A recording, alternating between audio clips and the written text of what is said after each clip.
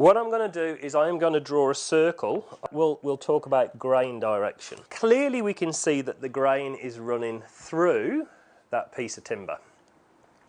And when we're carving, we would need to carve in that direction.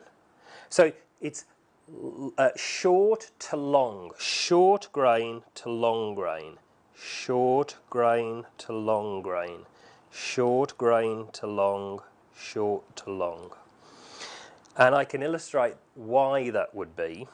Go to McDonald's and you get a big pan full of drinking straws and you put a couple of elastic bands round them. And if you push into that pack of drinking straws from the short side towards the long side, the longer strands will keep them together. Now, if I go from the top and I push long to short, all those fibres will break out. So it's the same principle. If you think this is a big block of drinking straws, and I can illustrate what happens. Here's the perfect example. Short fibres here to long. Long, when I say short, short to long. Here's the longer grain, here's a shorter grain.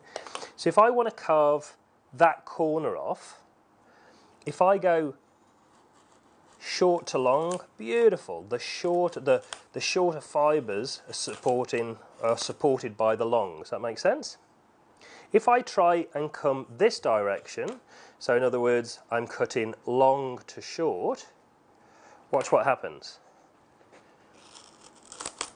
See how it just breaks out? Can you see that?